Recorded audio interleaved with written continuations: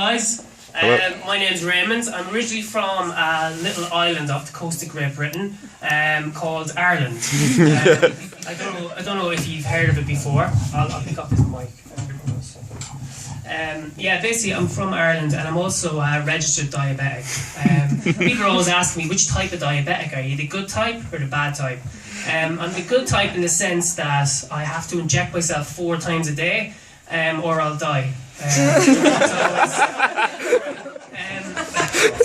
By the way, this isn't my routine. I'm telling you this if I collapse on stage. It's kind of for insurance reasons. I have to tell you.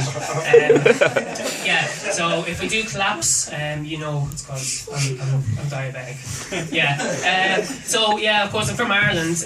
You guys will know it. The Queen. Yeah. She came to visit us there a few years ago, and nobody tried to kill her. So it was a great day for Anglo-Irish relations. She, because I don't know if you know, you laugh, but I don't know if you know, the IRA are from Ireland. So basically, they're one of their main ambitions would be to kill the Queen. That'd be the greatest thing they ever done if they got to kill the Queen. It's not impersonal to the Queen, believe it's just her position. They just want to send a message throughout the whole world. We've killed the Queen. The headlines, local men kill the Queen. It'd be amazing. They'd love all that. But I know, genuinely, I feel sorry for the IRA because they were huge in the 70s, the 80s, all over the news. And now the fell behind a bit. Everyone's talking about ISIS, Al-Qaeda, Taliban. I think the IRA just failed to embrace new technologies like Facebook. They never did. The IRA didn't want to buy me to like them on Facebook. And they fell behind as a result of it. Yeah, the IRA, they're like the terrorism equivalent of Liverpool Football Club. Glorified, gloried the 80s and the 70s, but kind of always talking about their previous glories and all that. But now they're irrelevant, so that's the IRA.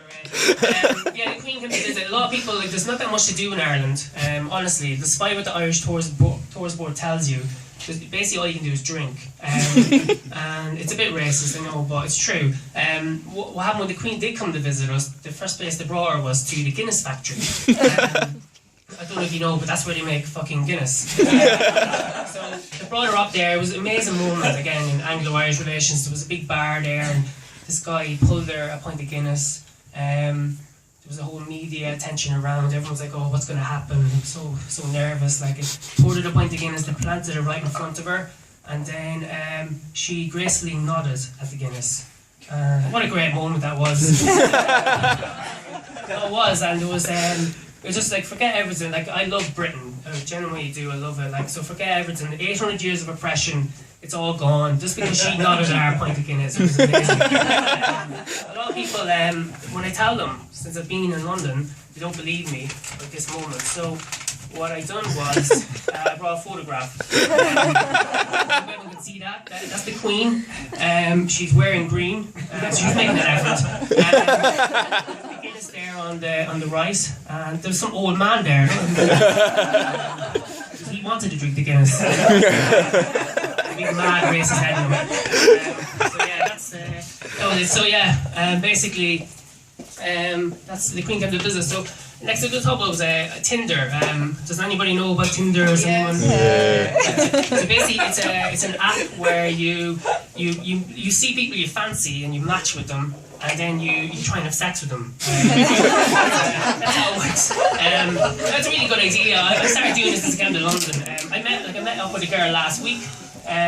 She's a French girl. I really hate people saying like French people, they're all arrogant and rude, and it's a bad stereotype. I met up with this girl. She wasn't arrogant or rude. She was really annoying.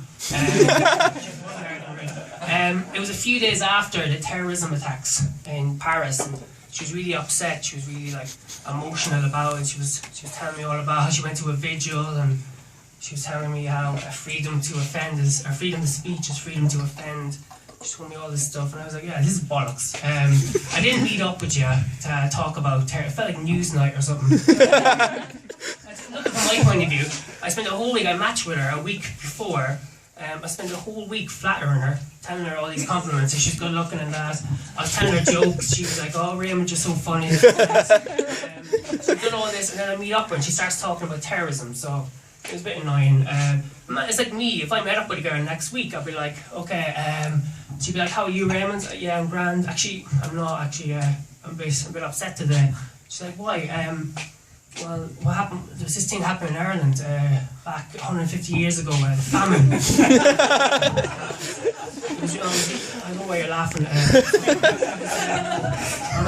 Our potato crop died off.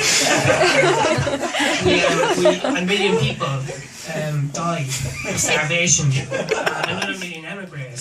Anyways, will you sleep with me? So next thing, so racism is a big topic now. You're not allowed to be racist anymore. It was okay in the old days. You're allowed to be racist, but now it's illegal. So you can be racist to your friends, ironically, but just don't do it on Twitter or you get arrested. The award probably for racism moment of the year would go to that Korean leader. He was slagging off Barack Obama. He called Barack Obama a monkey. Which was racist. So he thought it was a joke. I feel sorry for him. I can't remember the Korean leader's name. He was leader of the bad Korea, not the good one. I didn't bother googling his name for this, but I should have. Probably, speaking of awards, that was my favourite racist moment of 2014. Probably my Lifetime Achievement Award for racism would go to Adolf Hitler. A round of applause for Adolf Hitler.